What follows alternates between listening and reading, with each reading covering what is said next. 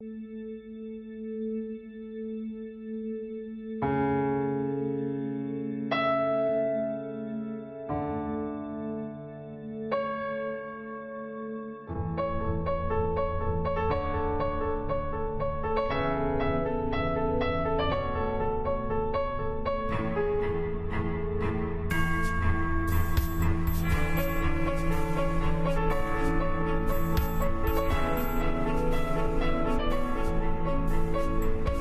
acercarse a Lleida, lo primero que llama la atención del viajero es la potente imagen de su catedral vieja, situada en lo alto de la colina. Desde su privilegiado emplazamiento, lleva cerca de 8 siglos presidiendo la ciudad.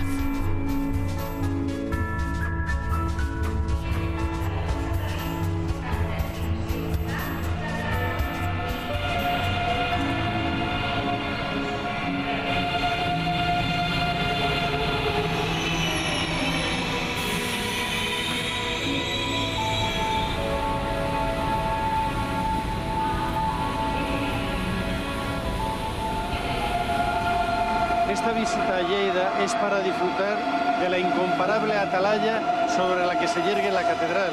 Es un conjunto medieval de extraordinaria fuerza. Y ahora estamos en las catedrales modernas, una de las catedrales modernas, que es esta maravillosa estación prácticamente de 3 naves, luminosa, y que en cierta medida recuerda las largas catedrales limpias de coros y demás aditamentos.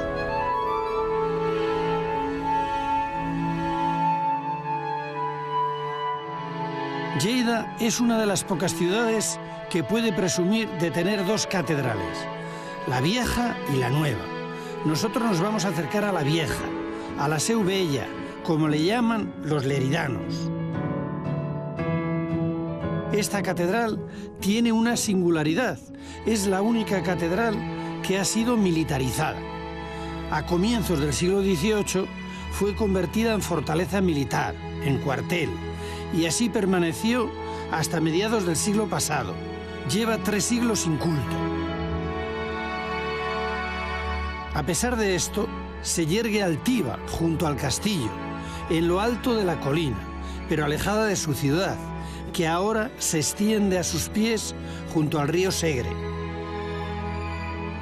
No siempre ha sido así. En el pasado remoto, la población eligió la protección de esta colina para vivir.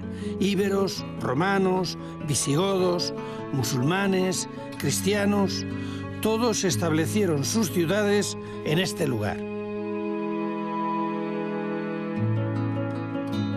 Mirando hacia atrás me recuerda los cuadros del Greco de Toledo, donde se ve la catedral, pero el Alcázar está más arriba.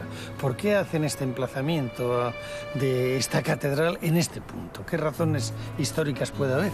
Bueno, sabemos que la ciudad, como mínimo la ciudad islámica, Medina Larida, se encontraba en esta parte de la colina. En la zona mediana de la colina, que es donde actualmente se encuentra la catedral, en la altura, es donde es posible que se ubicara la mezquita mayor. Y podría ser que esta mezquita mayor, recién consagrada como catedral al entrar las tropas cristianas en Lleida, sea el lugar donde se edifica la nueva catedral a partir de 1203.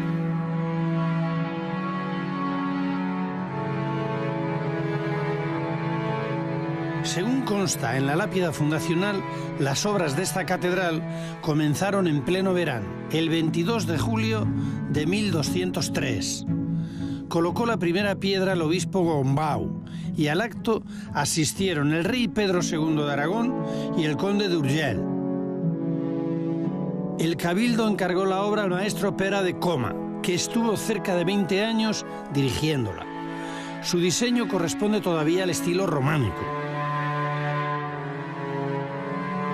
El cabildo de Lleida, durante la Edad Media, era económicamente muy potente. Disponía de muchos recursos. Gran parte de ellos se destinaron a la construcción de la nueva catedral, un proyecto muy ambicioso desde sus comienzos.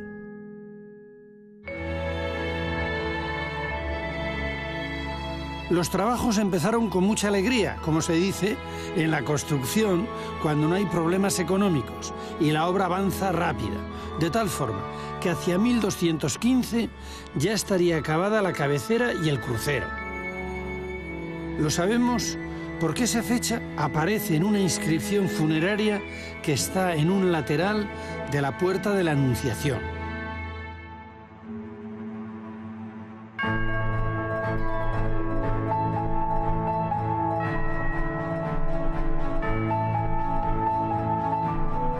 El maestro que finaliza las obras del templo catedralicio es otro Pera, este de Penafreita, que levantará las naves y el cimborrio ya en estilo gótico.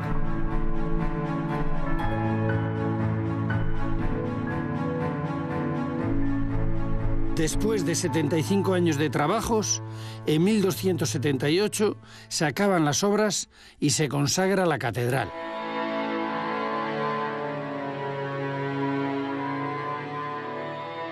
Esta catedral es un prodigio de innovación. A principios del XIII la comienzan, en estilo románico, pero ya evolucionó mucho este arte, se transforma en gótico en las bóvedas a finales de ese mismo siglo.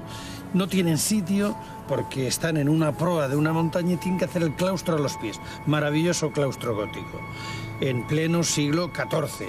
Y ya casi a finales, al final, como una gran torre, como un fanal, como un faro de la ciudad, construyen esta maravillosa torre que se ve desde todas partes cuando se llega a Lérida.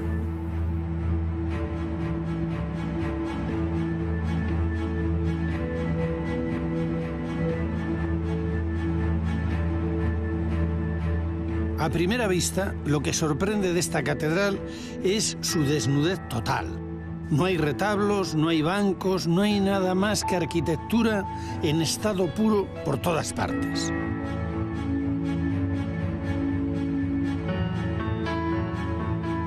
El románico y el gótico se ensamblan tan armónicamente que no llaman la atención, se superponen perfectamente. El desarrollo de la sociedad medieval conduce a que en Europa haya muchas ciudades que compiten entre sí por tener los templos más grandes y más espléndidos. Aquí está el desarrollo del románico. Al necesitar hacer naves más amplias, tienen que elevar el tamaño y la altura de sus templos. Necesariamente, y basado en la experiencia del románico, hay un cambio tecnológico. En vez de hacer la bóveda de cañón, inventan la bóveda de crucería. Y la bóveda de crucería, pues al aligerar las cargas, al pesar menos, permite este requerimiento de las ciudades de tener grandes catedrales. En esta de Lérida se ve la evolución perfectamente. De la bóveda de cañón del refectorio pasamos a la bóveda de crucería de la iglesia y en el claustro ya estamos casi en pleno gótico.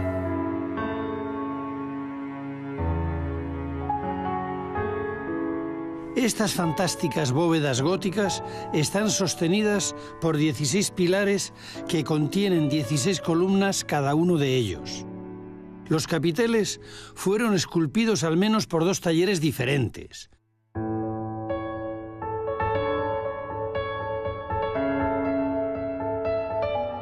El más antiguo se encargó de la decoración de la cabecera y del brazo norte del crucero. Los temas bíblicos son los más utilizados.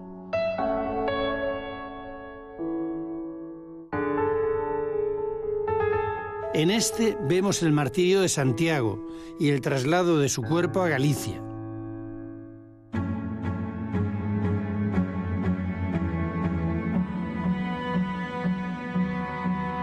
Los capiteles de las naves pertenecen a otro taller. Sus temas son más ornamentales, más alegres. Predominan los motivos vegetales y geométricos, así como los seres fantásticos.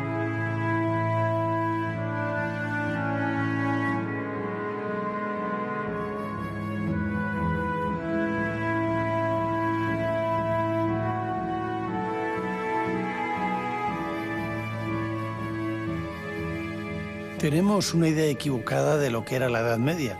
Pensamos en una edad oscura y tenebrosa. Y el correlato de esto está en los templos que han llegado hasta nosotros ya casi desnudos por los avatares del tiempo, por las guerras, como en el caso de esta catedral. Pero no eran así. Eran una explosión de color. Todavía no de luz hasta que llega el gótico con las grandes vidrieras. Pero las iglesias y las catedrales románicas estaban los que tenían recursos, evidentemente policromadas. De forma que todo el templo era una fiesta del color y de la ilustración, empezando por los capiteles, pasando por las arquivoltas de las portadas y terminando en las capillitas o en el entorno de los sepulcros. Allí se narraban los misterios de la fe y los episodios del Antiguo Testamento en general, en otras el Apocalipsis, pero en realidad tanto la escultura como la pintura eran un cómic o el Technicolor de la época. Aún se conservan algunas de las pinturas que engalanaban los muros. En su mayor parte se trata de pinturas góticas, realizadas en los siglos XIII y XIV. Estas pinturas están en el presbiterio y cuentan, por medio de viñetas, diversas escenas de la vida de Cristo y de la Virgen María.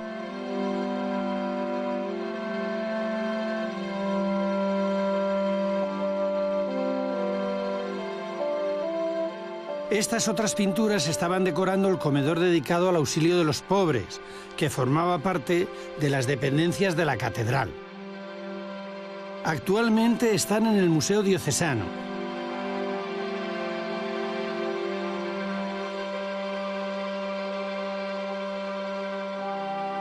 En los fragmentos conservados podemos ver a pobres, enfermos y peregrinos comiendo y bebiendo de pie en torno a una mesa llena de comida.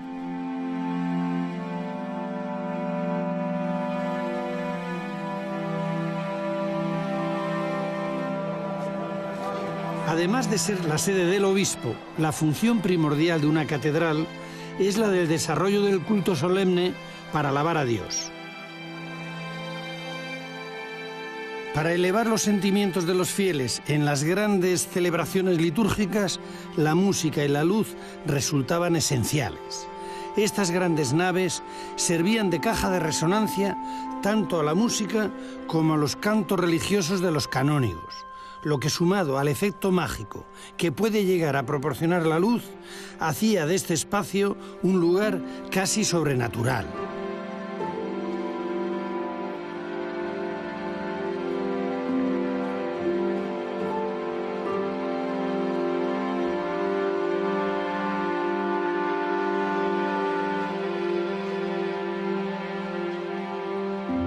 El templo es de planta basilical de cruz latina y se puede acceder a él por 6 puertas. La más antigua, la de San Berenguer, está en la fachada norte y da paso a la nave del crucero. También se la conoce como la Puerta del Castillo, porque está situada frente a él. Es muy sobria y su única decoración es un crismón trinitario y unos canecillos que sostienen la cornisa que protege la portada. Después de construir la portada de San Berenguer, las obras de la catedral continuaron por la cabecera. Se cree que originalmente tenía 5 ábsides románicos, de los que solo se conservan 2. El central, que es enorme y que acoge en su interior al presbiterio. Y el situado a su lado norte, mucho más pequeño. A su lado había otro muy parecido, pero este saltó por los aires en el siglo XIX, cuando explotó el polvorín del castillo. Los 2 ábsides restantes, situados al sur del central, fueron rehechos más tarde en estilo gótico para albergar sendas capillas de 2 ilustres familias leridanas.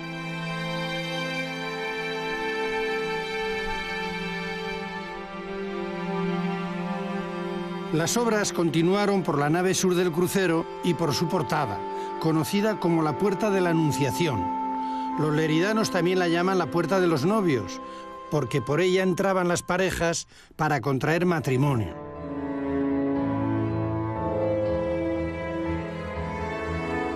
Es románica. Fue construida a comienzos del siglo XIII y es una bella muestra de lo que podría denominarse como portada de estilo leridano. Estas portadas se caracterizan por varios elementos. Tienen una talla delicadísima que se parece a las filigranas de la yesería islámica. Carecen de tímpano. Sobresalen del muro principal para conseguir una arquivolta más y están protegidas por una cornisa con canecillos.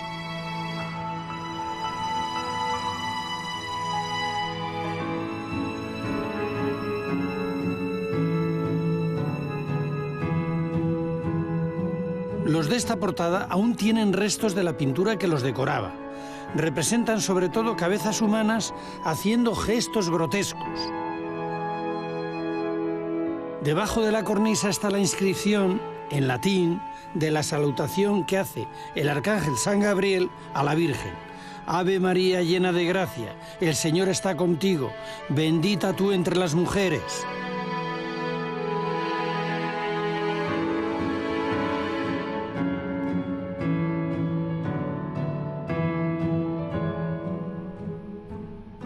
Las dos hornacinas que hay a los laterales de la puerta, que ahora están vacías, albergaban una imagen de la Virgen y otra del arcángel San Gabriel, anunciándole el misterio de la Encarnación.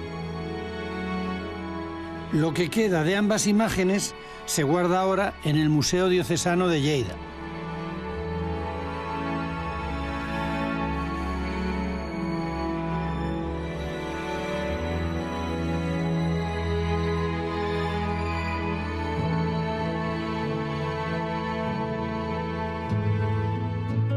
Esta es la puerta del fillols, de los ahijados, por la que entraban los niños para ser bautizados.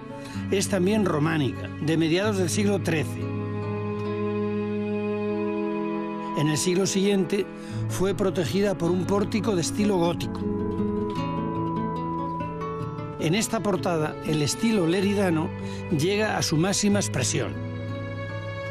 Los canteros que la labraron dejaron en ella una bella muestra de su destreza en el trabajo con la piedra, que supera en perfección a las yeserías islámicas.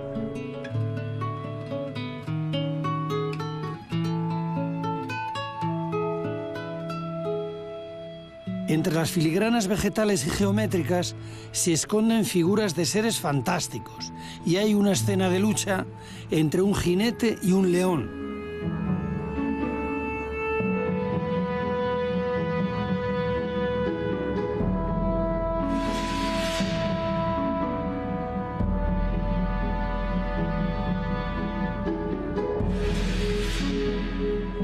Estas tres puertas constituían la entrada principal de la catedral hasta que se levantó el claustro.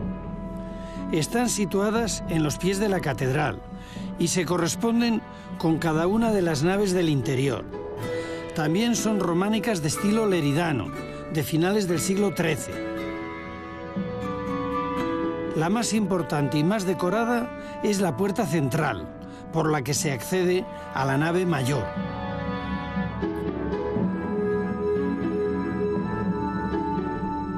En esta otra puerta hay un capitel reutilizado, que posiblemente perteneció a la anterior iglesia de Santa María la Antigua y que está decorado con escenas de la Biblia.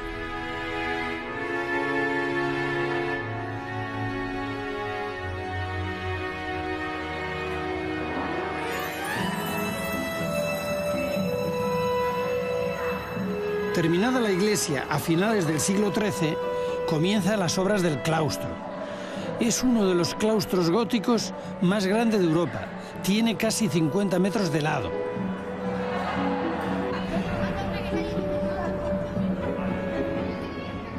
Es de estilo gótico y cada galería, de casi 9 metros de anchura, está cubierta por 5 bóvedas de crucería.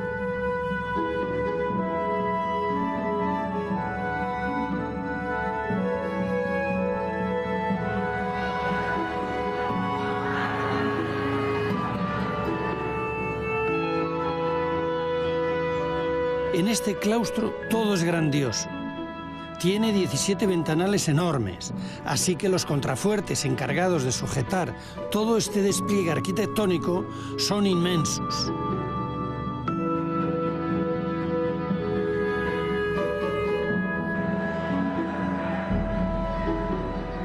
La Galería del Sur es un gran mirador sobre la vega del río Segre y sobre la ciudad.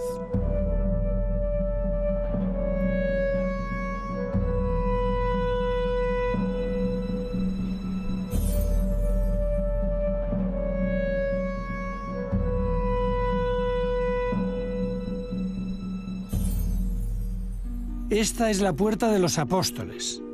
Fue la última en construirse. Se empezó a mediados del siglo XIV y se terminó en el siglo siguiente. Es gótica y está situada en el centro de la fachada occidental. Y aunque en realidad es la que da acceso al claustro, acabó convirtiéndose en la puerta principal de la catedral. Cuando se comenzó esta portada, el maestro mayor encargado de las obras de la catedral era Bartolomé Robió, que en este momento estaba realizando su gran obra, el retablo mayor de la catedral.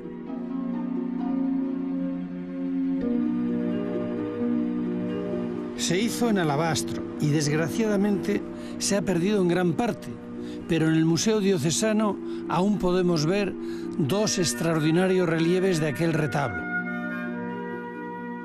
Bueno, ¿quién es este maestro mágico que hace estas esculturas tan expresivas? Un escultor gótico que es Bartomeu de Robió y que es el autor, por ejemplo, de este magnífico relieve dedicado a la Pentecostés, y que él fue el autor de todo el retablo mayor de la Seu Vella.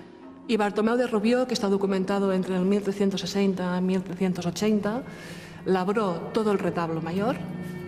La Escuela de Lleida, digamos que parte de esta obra del retablo mayor, a partir de la presencia de Bartomeu de Robió, se crea una especie de taller escultórico que se especializa en la elaboración de retablos de piedra. Entonces, muchas parroquias de la ciudad se adornan con unos retablos de piedra preciosos. Entonces, las características esenciales de la Escuela de Lleida es la singularidad en las características de las caras, por ejemplo, ¿no? Estas barbas no, pero es un rizo muy rincholadas, sí, que sí, un bucle doble. Sí, exacto, con los dos bucles y después la voluntad de singularizar a los personajes. Volviendo a la Puerta de los Apóstoles, vemos en el tímpano una gran figura de Cristo presidiendo el juicio final. A sus pies están los justos y al otro lado los condenados. Debajo, recibiendo a los fieles, y sobre las peanas que ahora están vacías, estaban los 12 apóstoles. Los avatares de la historia han acabado con ellos. Solo se conserva esta cabeza que pertenecía a Santiago. En el parteluz estaba esta Virgen, la Virgen del Blau, que actualmente está en la Catedral Nueva.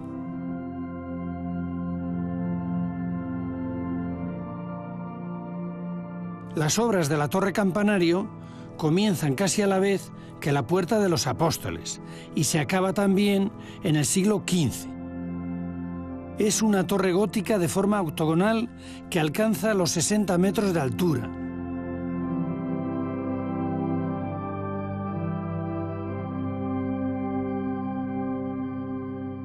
Es realmente un gran faro que se ve desde toda la ciudad. Desde lo alto del campanario se controla todo el territorio circundante. Así debió ser la imagen de Lleida cuando terminaron las obras de la Seu Vella.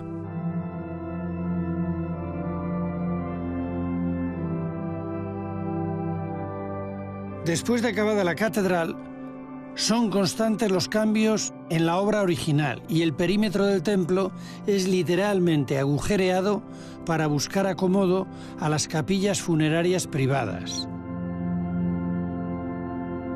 Estas capillas se convierten en una importantísima fuente de ingresos para el cabildo catedralicio.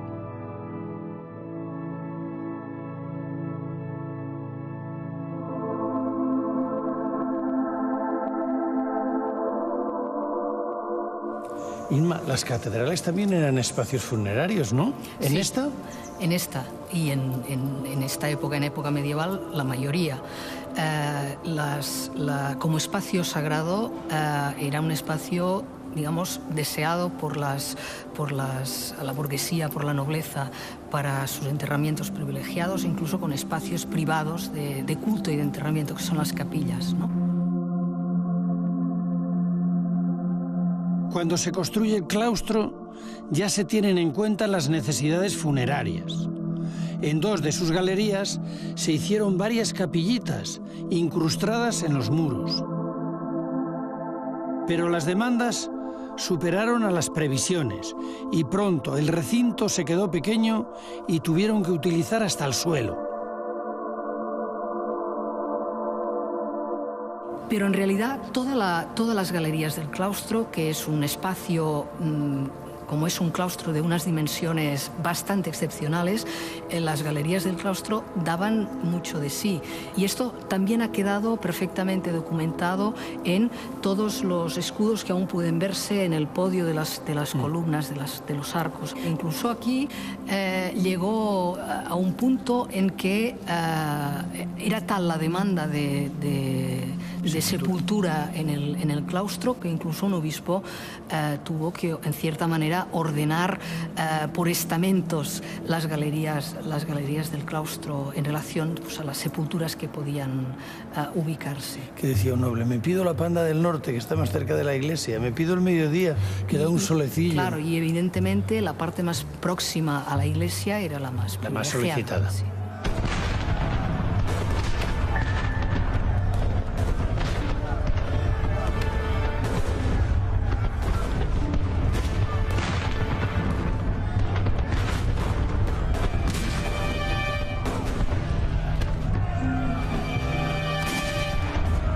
El siglo XVIII empezó mal para la Seu.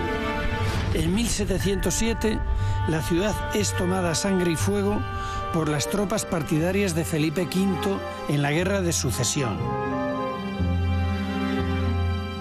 Dada su importante posición estratégica, la Seu Vella es convertida en cuartel militar y desde este momento cesa el culto en la catedral.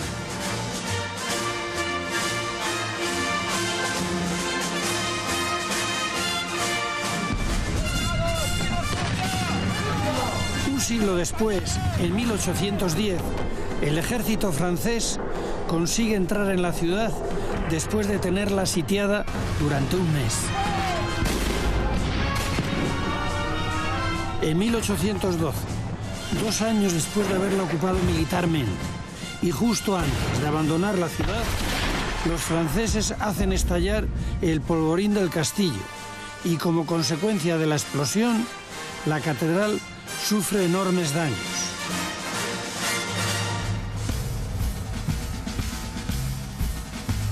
Con la llegada del siglo XX, la Seu sigue desempeñando funciones militares, aunque ahora más pacíficas. Se convierte en uno de los lugares donde los reclutas hacen la mili. La parte superior de las galerías del claustro son habilitadas para dormitorios.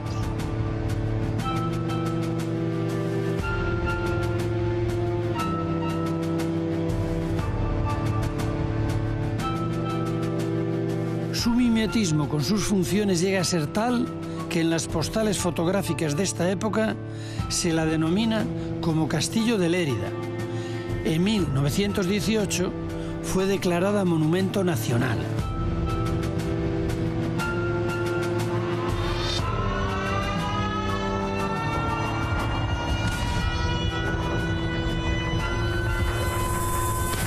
Durante la Guerra Civil de 1936, la Seu vuelve a sufrir enormes daños. Estas fotografías nos muestran en qué lamentable estado quedó tras la contienda.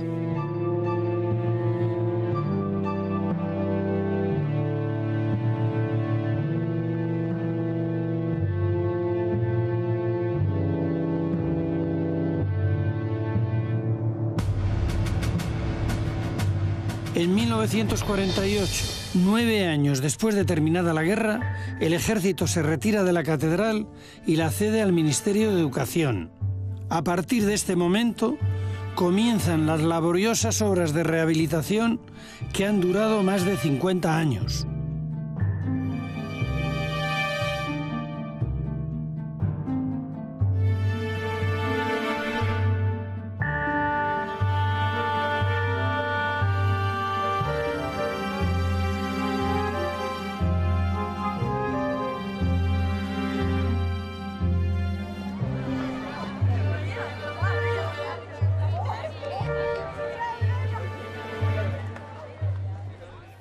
Tenemos una catedral que fue ocupada por los militares, estuvo muchos años de cuartel, 3 siglos, 2 siglos, y ahora desmilitarizada.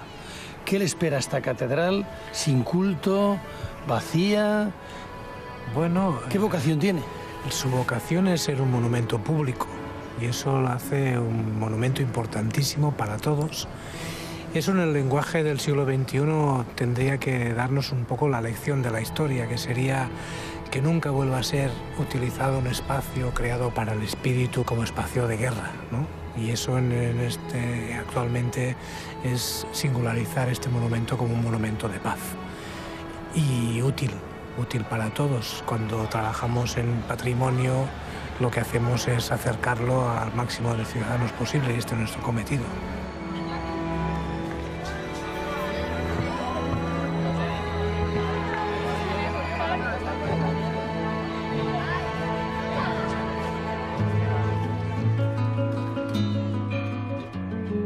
Después de 8 siglos de estar presidiendo la ciudad, de 3 siglos sin culto, de 2 siglos y medio haciendo las veces de cuartel, de medio siglo de rehabilitación, aún siguen las 2 campanas góticas de la Seu Vella, la Mónica y la Silvestra, ofreciendo la hora a los leridanos.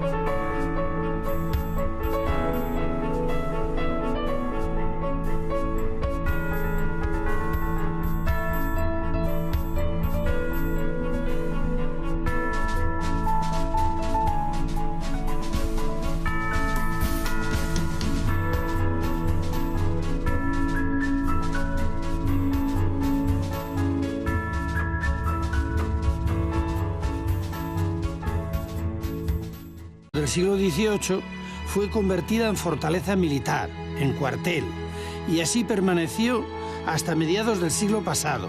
Lleva 3 siglos sin culto.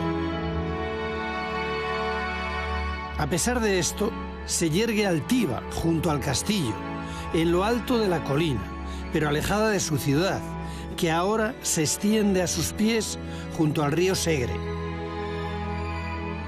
No siempre ha sido así. En el pasado remoto, la población eligió la protección de esta colina para vivir. Íberos, romanos, visigodos, musulmanes, cristianos, todos establecieron sus ciudades en este lugar.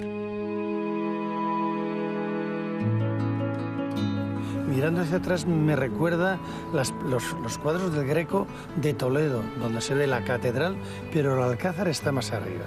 ¿Por qué hacen este emplazamiento de esta catedral en este punto? ¿Qué razones históricas puede haber? Bueno, sabemos que la ciudad...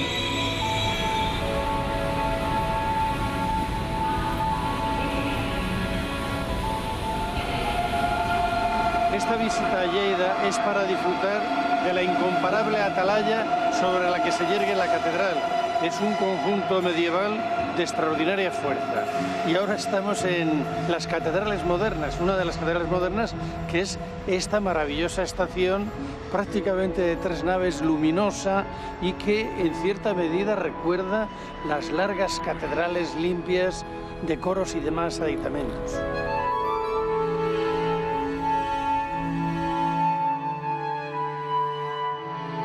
Lleida es una de las pocas ciudades que puede presumir de tener dos catedrales, la vieja y la nueva.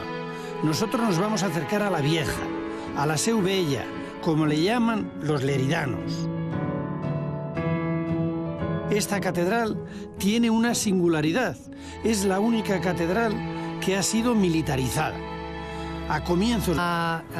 Como mínimo la ciudad islámica, Medina Lerida, se encontraba en esta parte de la colina. En la zona mediana de la colina, que es donde actualmente se encuentra la catedral, en la altura, es donde es posible que se ubicara la mezquita mayor. Y podría ser que esta mezquita mayor, recién consagrada como catedral al entrar las tropas cristianas en Lleida, sea el lugar donde se edifica la nueva catedral a partir de 1203.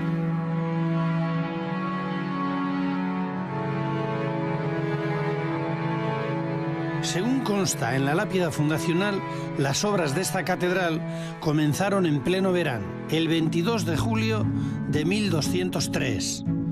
Colocó la primera piedra el obispo Gombau y al acto asistieron el rey Pedro II de Aragón y el conde de Urgell. El cabildo encargó la obra al maestro Pera de Coma, que estuvo...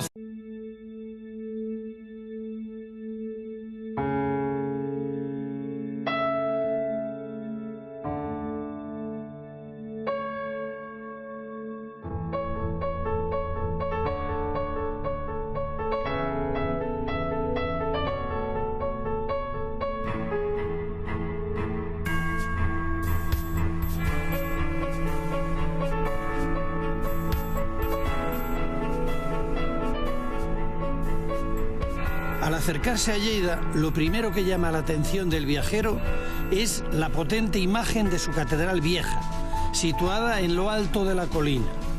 Desde su privilegiado emplazamiento, lleva cerca de 8 siglos presidiendo la ciudad.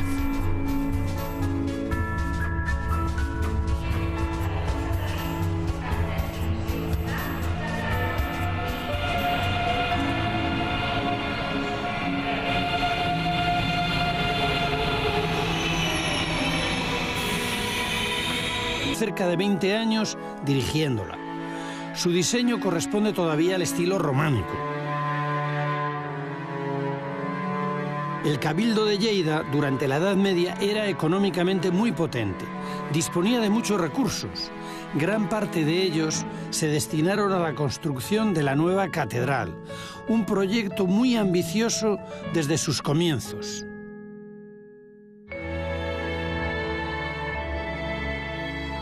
Los trabajos empezaron con mucha alegría, como se dice en la construcción, cuando no hay problemas económicos, y la obra avanza rápida, de tal forma que hacia 1215 ya estaría acabada la cabecera y el crucero.